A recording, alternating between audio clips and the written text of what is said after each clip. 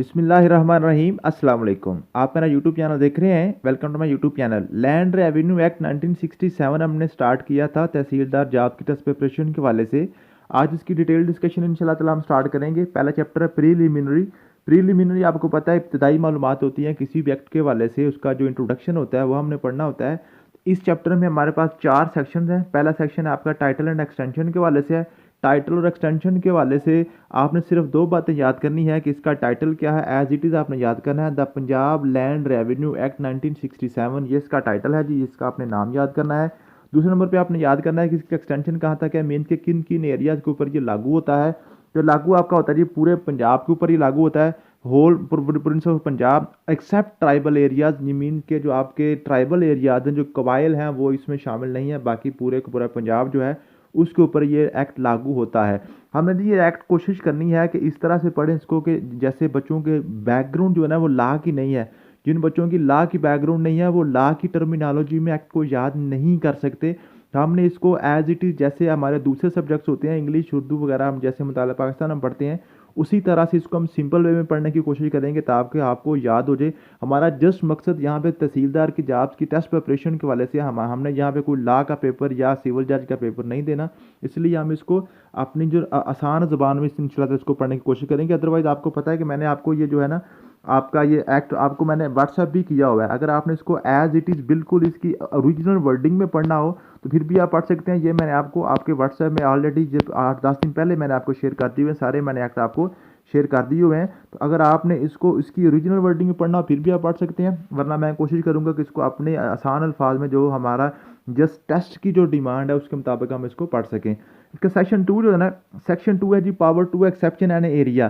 किसी भी एरिया को इस लैंड रेवेन्यू से जनाब मुस्तस्ना करना हो, निकालना हो, उनको छूट देनी हो ज़री इनकम टैक्स से, तो फिर वो क्या हो सकता है, वो ओनली गवर्नमेंट ओपिनियन मीन के गवर्नमेंट अगर चाहे, पंजाब गवर्नमेंट अगर चाहे तो किसी भी एरिया को इस लैंड रेवेन्यू एक्ट से जनाब निकाल सकती है। अदरवाइज बोर्ड ऑफ रेवेन्यू के पास ये अथॉरिटी नहीं है। उसके बाद सेक्शन 3 है जी, सेक्शन 3 है जी एक्सक्लूजन ऑफ सर्टेन लैंड्स।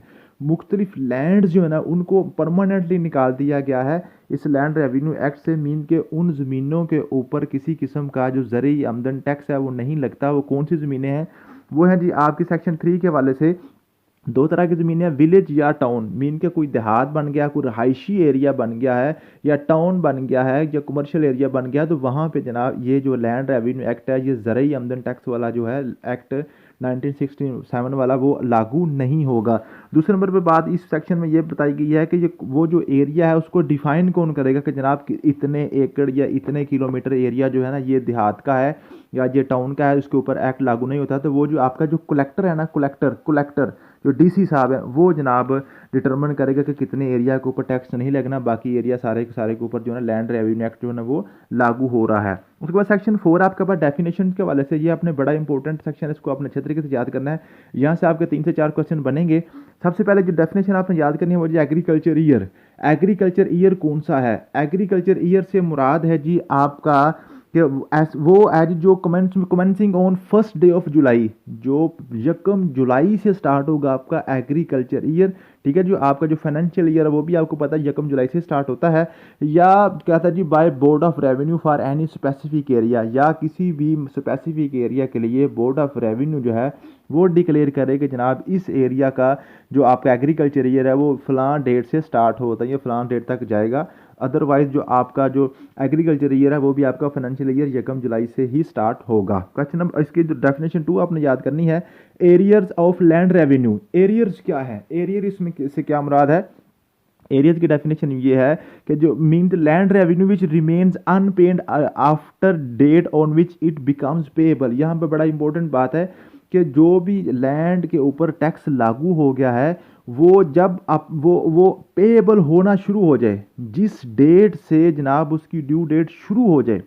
ऐसा नहीं है कि जो डेट गुजर जाए अगर बंदा पे ना करे फिर वो एरियर बनता है, बल्कि जिस डेट से वो लागू हो गया है, फॉर एग्जांपल बंदा कहता है जी 10 तारीख से आप 15 तारीख तक अपना ये टैक्स जो है ना ये अदा करेंगे ज़रूरी आमदन टैक्स, तो 10 तारीख से ही ये जनाब आपका एरियर बन जाएगा। ठीक है जी, ये ऐसा नहीं है कि आपकी जो ना डेट गुजरने के बाद ये एरियर बनेगा, वो डेट गुजरने के बाद ये डिफ़ॉल्टर बन जाएगा। एरियर क्या होगा, जब ये पेएबल हो गया है, जिस दिन से पेएबल हो गया है, जिस डेट से, उस डेट से इसको हम क्या करेंगे, एरियर कहेंगे। ठीक है जी। असेसमेंट सर्कल से क्या मुराद है जी, assessment circle mean the group of estates which in the opinion of board revenue to be recorded in order in writing sufficiently homogeneous to admit the common set of rates. यदि assessment circle ये है कि जो वो area, वो states जहाँ पर जनाब बोर्ड ऑफ रेवेन्यू जनाब अपना क्या करता है, अपना सेट ऑफ रेट्स लगाता है, जिनके ऊपर वो जो है ना जी लैंड रेवेन्यू एक्ट के वाले से जो वहाँ पे जो टैक्स कलेक्शन है जी उसके ऊपर वो लागू करता है, वो जो सर्कल है ना, वो जो एरिया, उसको हम कहेंगे जी असेसमेंट सर्कल कहेंगे।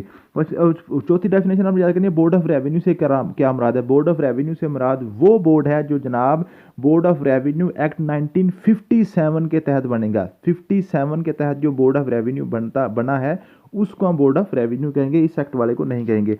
बाउंड्री से क्या मुराद है, बाउंड्री से मुराद है हदबंदी। हदबंदी जो होती है ना, आपने कहा सुना होगा, कब अक्सर आप जब सफ़र कर रहे होते हैं तो क्या कहते हैं जी, कहते हैं जी खुशामदीद ज़िला गुजरांवाला जी, या अल्लाह का खुदा हाफिज़ ज़िला अटक, मीन के यहाँ पे अटक की हद ख़त्म हो गई है, आगे से जनाब नया जनाब डिस्ट्रिक्ट स्टार्ट हो गया है। तो बाउंड्री से मुराद वो होता है जनाब, marks means, boundary mark means any erection whether of earth stone and other material, किसी पत्थर से, किसी भी आपने ज़मीन की पट्टी से, किसी भी लाइन से आपने किसी भी डिवीज़न को, जो भी आपके डिस्ट्रिक्ट या डिवीज़न आपने की हुई है पंजाब में, तो उसकी जो आपकी जो हदबंदी है उसको हम क्या कहेंगे, बाउंड्री मार्क कहेंगे, उसको हम क्या कहेंगे जी, बाउंड्री मार्क कहेंगे। 6 है जी defaulter. Defaulter means a person liable for an arrear of land revenue. जो लैंड रेवेन्यू का एरियर जो उसने नहीं दिया हुआ वो क्या होगा, डिफाल्टर हो जाएगा।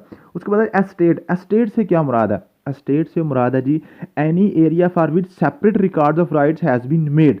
जनाब एस्टेट वो है जिसके लिए आपने मालकाना हकूक किसी बंदे के लिए सेपरेट किए हैं। ठीक है जी। फॉर एग्जांपल एक बंदा है, उसकी 10 एकड़ ज़मीन है और उसके 4 बेटे हैं, तो अगर वो, या 5 बेटे हैं, तो वो 5 बेटों को अगर 2-2 एकड़ अलहदा अलहदा उनको मालकाना हकूक बन जाएंगे तो वो 5 स्टेट बन जाएंगी।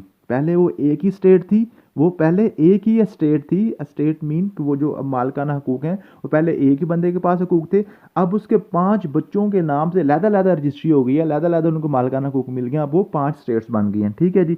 उसके बाद जी क्वेश्चन 9 नंबर डेफिनेशन हम याद करेंगे, होल्डिंग। होल्डिंग से क्या मुराद है, होल्डिंग मीन है जी मलकियत, mean the share or portion of estate by one or more land owner jointly. Land owner कोई भी है, आपको पता है, मैंने 3 आपको बताए थे, एक लैंड ओनर होता है, एक लैंड लॉर्ड होता है और एक टेनेंट होता है। टेनेंट लैंड ओनर होता है जो ज़मीन का मालिक होता है, लैंड लॉर्ड होता है जो ज़मीन को काश्त कर रहा होता है, और टेनेंट वो होता है जो ज़मीन के ऊपर काम कर रहा होता है। ठीक है जी। तो लैंड ओनर होल्डिंग से मुराद ये है कि जिसकी भी मलकियत है वो किसी एक बंदे की मलकियत है या 2-4 बंदों की जॉइंटली मलकियत है, शेयर है, तो उसको हम कहेंगे होल्डिंग कहेंगे। इरीगेटेड लैंड से क्या मुराद है, इरीगेटेड लैंड से मुराद है वो ज़मीन है जिसको बारिश के पानी के अलावा किसी भी तरीके से आप सैराब करते हैं, उस पर आप इरीगेशन करते हैं, कल्टीवेशन करते हैं। फॉर एग्जांपल आप उसको नहर का पानी लगाते हैं, दरिया का पानी लगाते हैं, ट्यूबवेल चला के अब उसको सैराब करते हैं आप, मीन्स के कुदरती कोई भी आपका बारिश के पानी के अलावा कोई भी आर्टिफिशियल तरीके से जब आप उसको पानी लगाते हैं तो वो आपकी क्या है जी, इरीगेटेड लैंड है। बाकी आपकी जो बरानी ज़मीन है, जो जहाँ पे सिर्फ बारिश का पानी होता है, वो आपकी नॉन इरीगेटेड लैंड होती है। लैंड लॉर्ड मैंने आपको बता दिया, लैंड लॉर्ड वो है जो ज़मीन का मालिक होता है। लैंड ओनर से मुराद वो है जिसके अंडर टेनेंट काम कर रहा होता है। ठीक है।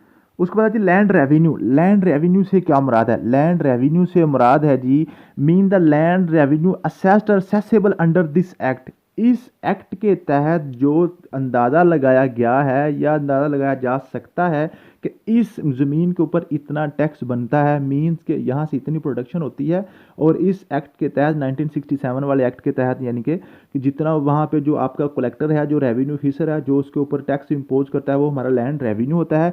और ये जो लैंड रेवेन्यू है वो क्या होता है जी, वो जब जैसे जैसे ज़मीन पे इरीगेशन होती है, वहाँ पे जनाब काम होता है, काश्तकारी होती है, तो उसकी जो जैसे जैसे प्रोडक्शन बढ़ती है, उसकी वैल्यू बढ़ती है, ज़मीन की कीमत बढ़ती है, उसी तरह आपका लैंड रेवेन्यू जो है ना वो भी बढ़ता जाता है। उसके बाद लीगल प्रैक्टिशनर से मुराद क्या है, लीगल प्रैक्टिशनर से मुराद ये है कि वो बंदा लीगल प्रैक्टिशनर होगा जिसको लीगल प्रैक्टिशनर एक्ट 1879 में उसको लीगल प्रैक्टिशनर डिक्लेयर किया गया है। मुख्तार जो होता है ना, मुख्तार को लीगल प्रैक्टिशनर नहीं कहा जाता, वो और होता है।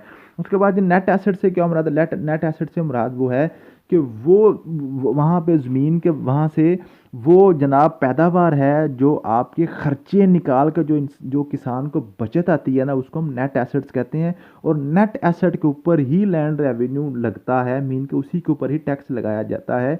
जो आपका खर्चा है, ज़मीन का ठेका है, फॉर एग्जांपल ज़मीन का ठेका है, या आपका पानी का खर्चा है, फर्टिलाइज़र का खर्चा है, बीज का खर्चा है, या आपने ट्रैक्टर वगैरह की मेंटेनेंस का खर्चा है, जितनी भी मशीनरी का मेंटेनेंस का, वो सारा खर्चा निकाल कर जो बचत आती है किसान को, वो होती है जी उसकी नेट एसेट्स होते हैं। ऑर्डिनरी एक्सपेंसेस को निकाल के, ऑर्डिनरी एक्सपेंसेस वो मैंने आपको बता दी हैं, वो बियर है यानी कि ठेका है, या पानी है, मेंटेनेंस, इरिगेशन सोर्सेज वगैरह जितने भी हैं, उन सब को निकाल के जो उसको बचत आती है उसको हम कहते हैं नेट एसेट्स। और जो खर्चे होते हैं उसको हम कहते हैं ऑर्डिनरी एक्सपेंसेस कहते हैं। ये कुछ मैंने डेफिनेशन आपको आज करवा दी हैं, कुछ डेफिनेशन इंशाल्लाह कल करेंगे, तो यूँ हमारी डेफिनेशन सारी मुकम्मल हो जाएंगी। इसके बाद इंशाल्लाह नेक्स्ट हम इसको ऐसे ही लेकर चलेंगे। थैंक यू सो मच, मिलते हैं नेक्स्ट वीडियो में। अल्लाह हाफिज़।